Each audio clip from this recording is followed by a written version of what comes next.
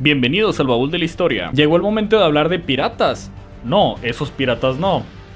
Esos tampoco. Esos piratas. Específicamente de uno que, aunque su carrera fue corta, cuando pensamos en piratas, pensamos en él. Hablemos de Edward Teach, o Edward Touch, o Edward Tack.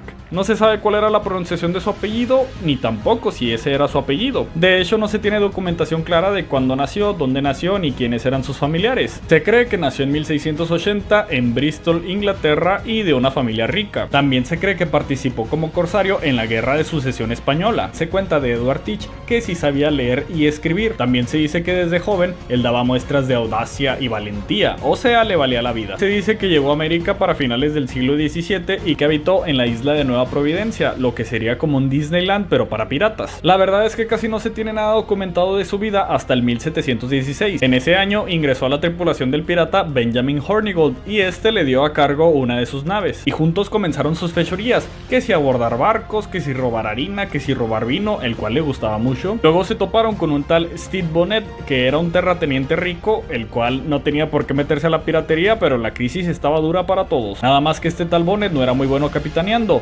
Entonces, con su permiso, Edward Teach se encargó de su barco y de su tripulación. Para estos tiempos tenían una flotilla de 3 naves, el Revenge, el Ranger y un barco viejo que tenían que estaba a cargo de Teach. Todo parecía muy bien, pero había un pequeño problema. El capitán Hornigold no atacaba a los barcos británicos. Como corsario retirado de la armada británica, él solo atacaba a los franceses o españoles. Eso le molestó a su tripulación y se amotinaron. Si Edward Teach tuvo algo que ver en esto o no, no se sabe, pero él quedó a cargo de todo. Nunca se volverían a encontrar y Hornigold aceptó el perdón del rey. El perdón del rey es una proclamación que hizo el rey Jorge I de Gran Bretaña, que decía que todas las personas que habían cometido actos de piratería antes del 5 de enero de 1717 se les iba a ofrecer perdón y amnistía si se rendían ante él. Y Hornigold lo tomó y se convirtió en un cazador de piratas. Pero bueno, Edward Teach, ascendido oficialmente a capitán, se convirtió ahora sí en el capitán Barba Negra. Para el noviembre de 1717 atacaron un navío francés, el cual a Barba Negra le gustó mucho y lo incluyó en su flotilla. Esta nave fue renombrada como Queen Anne's Revenge, o sea, la venganza de la reina Ana, y sería la nave predilecta de Barba Negra. Para el diciembre de ese año atacaron un barco llamado Margaret. Ahí se toparon con un tal Henry Bostock. Lo tuvieron prisionero por 8 horas y luego los dejaron marcharse. Cuando regresó de donde vino, dio una descripción de cómo era Barba Negra y cómo era su barco. Era un barco francés de fabricación holandesa que tenía 36 cañones y 300 tripulantes. Y el tal Barba Negra tenía una barba muy larga, negra, y él era un hombre muy alto. En descripciones posteriores se contaría que Barba Negra era alguien que imponía miedo y respeto, pero también que él no mataba gente solo porque sí. Y aquí hay que hacer una pausa para aclarar algo. Si bien los piratas hacían cosas ilegales, no quiere decir que anduvieran sedientos de sangre y viendo a quién matar todo el día. La piratería era un trabajo como cualquier otro, solamente que era ilegal. Llegaban a ocurrir masacres de inocentes, pero rara vez, y solamente se hacían cosas de ese estilo cuando la reputación del pirata estaba en juego. Y de Barba Negra se cuenta que él nunca ejecutó o asesinó a gente que estuviera desarmada o indefensa o bien cautiva. Para 1718 atacó a varios barcos en su camino hacia Charlestown. Para mayo de 1718 él se autonombró Comodoro y fueron a bloquear el pueblo de Charlestown en Sur Carolina. Por 5 o 6 días estuvieron saqueando a todos los barcos que entraban y salían de ese puerto. Cuando capturaron a alguien que más o menos tenía influencia, le dijeron que necesitaban provisiones médicas y si no las traían pronto iban a matar a todos los rehenes e iban a quemar todos los barcos. Aceptaron las demandas de Barba Negra y mandaron a un cuate llamado Mr. Marks acompañado de 2 piratas para recoger los medicamentos. Les dieron unos días para que cumplieran la tarea y Barba Negra, al ver que todavía se retrasaron, les dio un poco más de tiempo. Cuando vieron que no llegaban, Barba Negra apuntó todos los cañones de sus naves hacia el puerto y ya se imaginarán toda la gente cagada de miedo. Al último Marks regresó a tiempo y les contó lo que había pasado. Cuando llegaron con el gobernador de la zona, este aceptó y rápidamente se pusieron a recolectar los medicamentos, pero los piratas que lo acompañaron resulta que decidieron que ya como estaban ahí pues se iban a ir de fiesta y después de mucho tiempo por fin los encontraron borrachos y vomitados. Bueno, lo de vomitados yo lo agregué, pero los encontraron borrachos. Al último terminaron el trato y Barba Negra se marchó de ahí. Después tuvieron un accidente, por así llamarlo, y se tuvo que despedir de varios de sus navíos. ¿Se acuerdan del perdón del rey? Bueno, pues Teach pensó en aceptarlo, pero él había cometido muchas fechorías después del 5 de enero y pensó, si voy y me entrego tal vez me cuelguen, así que mandó primero a Bonnet a ver qué pasaba y resulta que sí, le dieron el perdón, pero cuando regresó a su barco para recibir comisiones de las piraterías que había hecho su tripulación, resulta que Barba Negra le dejó el barco pelón, o sea, le quitó todo lo que tenía. Bonnet en venganza persiguió a Barba Negra pero nunca lo encontró. Tiempo después volvió a la piratería y él y su tripulación fueron capturados y fueron colgados. Por julio o agosto de ese año se cuenta que se casó con una señorita y que un gobernador lo convirtió en su corsario. También tuvo un parrandón loco con otros piratas llamados Charles Vane y Calico Jack. Esta fiesta fue tan notoria que llamó la atención de varios gobernadores de otros lugares. El gobernador de Virginia, Alexander Spotswood,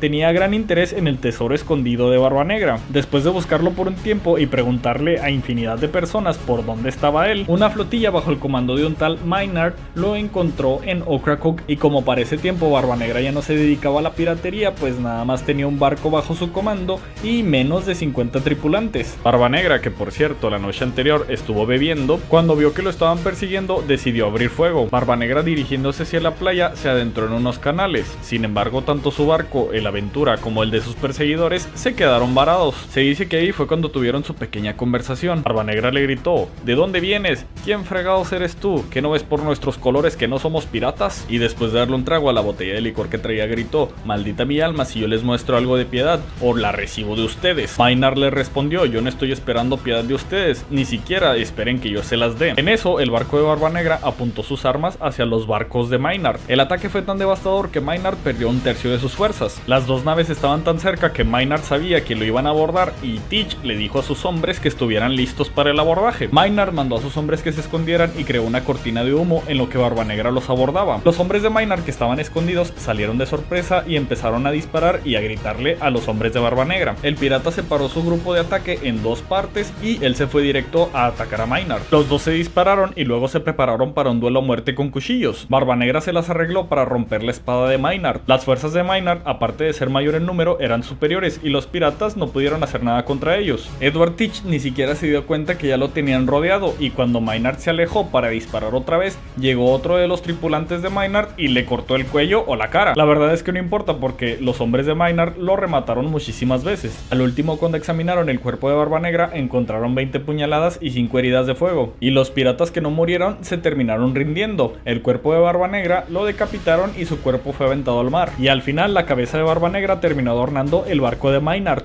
En el barco de Barba Negra encontraron suficientes materias primas para vender y así pagar toda la operación. Y a pesar de su valentía, Maynard no fue promovido y fue dejado en el olvido. Pero bueno, si se dieron cuenta, nada más hablamos de los últimos 2 años de la vida de Barba Negra, ¿verdad? Obviamente Barba Negra no fue el mejor pirata, ni siquiera el más rico, pero sí uno de los más famosos. Y también hay historias de fantasmas de él. Hay unas que dicen que anda buscando su cabeza porque tiene miedo de que sus amigos y el diablo no lo reconozcan. Pero bueno, hasta aquí el baúl de Barba Negra.